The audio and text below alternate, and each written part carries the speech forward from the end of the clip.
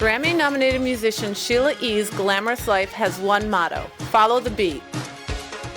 This world-class drummer and percussionist has worked with top musicians including Prince, Lionel Richie, Michael Jackson, Diana Ross, and Chaka Khan. Described as a woman who can pound a hot beat, this trailblazer has no bounds. This year, she released Icon, her first album in 13 years, and this week she releases her autobiography, The Beat of My Own Drum. I'm excited to sit down with SheiliaE just before she hits the stage with Roots on The Tonight Show with Jimmy Fallon. Sheila, I'm so excited to be here with you today. I read your book and I loved it. Can you tell us why you wrote the book and what you hope readers will take from it? I wanted to just share, some stories that have happened to me. And about 2 years ago, I got together with my sister-in-law, Sarah. She helped me to start at least the first year of it, and then we brought on Wendy. It's a little bit different writing a book than it is writing a song, so it's like, this doesn't go here? What? It took a minute, but that was the reason for writing, to be able to share my testimony stories and things how I remember my life. Fame, fortune, and validation of critics didn't happen overnight. You've played in a lot of small gigs. Can you talk about your learner years? We were playing in clubs that would probably only hold maybe 10 people, and we would make maybe between $5 and $10. Wow. So our dilemma was, let's see, moms need some bread and some milk, and we're also hungry after the show, so do we go and buy a burger? Do we split it? That's no joke, It was part of the experience. Your family lived paycheck to paycheck, and you often talked about your family going on and off welfare and food stamps, but you never did it for the money. In fact, you turned away $1 million endorsement deal. Can you talk about being true to your beliefs?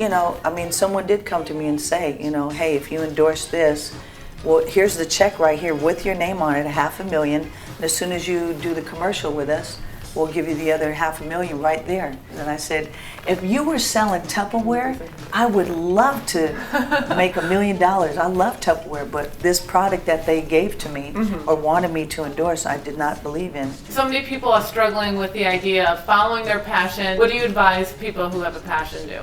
I really believe that all of the times that I was told no meant opportunity, as opposed to saying no, it's a negative thing. No meant, hey, if I can't, walk through the front door, yes, I can walk through the back door. So a lot of people starting off in creative industries today get the door closed on them often, and they hear no a lot. You're saying just find another way to push through? Well, no probably meant, no to this situation, but if I look at it in a different way, maybe I needed to change a little bit of something that would bring me the yes. It's how you present it, how you present it to someone. I always say presentation is everything. I could have presented it the wrong way, but still it allowed me to look at things and say, how do I change it to make it yes? And you performed in a family band your entire life. You toured with Marvin Gaye and Lionel Richie. It was a very collaborative process. How do you know when to step up and take the lead and when to let others step up and for you to step back? A lot of people just want to be heard sometimes, and those are the ones that don't make it as much. If you're going to be part of a team, the key is when not to play or when not to sing. And I learned that early on through a Marvin Gaye experience. The song called What's Going On, we were playing rehearsal, and there's 23 people in the band, and there's 3 percussion players, including my brother. And we were playing that song, and the conga beat everyone knows, because that's that dun dun da dun dun da, mother dun dun da dun, right? So we started playing that, and I'm like, oh my God, I'm playing this song with Marvin Gaye, and so we're playing it, and it started getting good, and we started dancing. So I have my 3 conga drums. I hit the other drum just to add a little flavor, right? I hit that drum, and then all of a sudden, and Marvin has the softest, he speaks as in whispering. So he kind of screamed out and said, wait a minute, hold on. And everyone kind of looked like, wait a minute, he just yelled, because that wasn't like him to yell. He yelled, and everyone stopped and just froze and just went, what the heck? And he said, someone played an extra beat.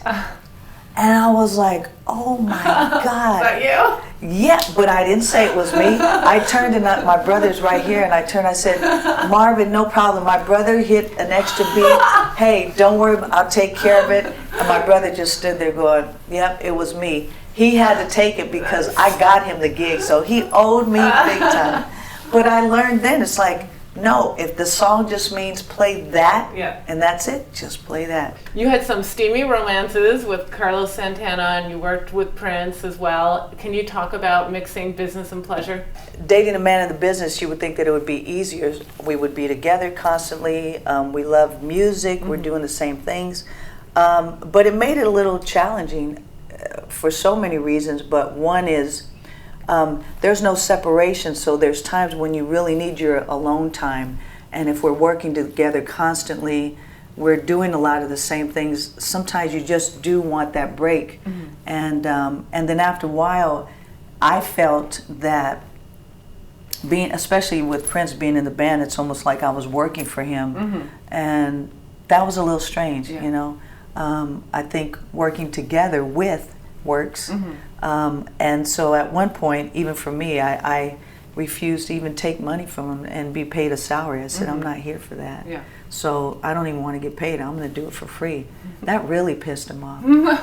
Talk about walking away from a project. I mean, you started to disagree with Prince's artistic direction, and you actually quit on Diana Ross, and these are two mega stars, and you chose to walk away. When do you know it's time to walk away from a project? It's that feeling that you get in your stomach, like the feeling of being excited and the passion, and this feels right, the same feeling that doesn't feel right.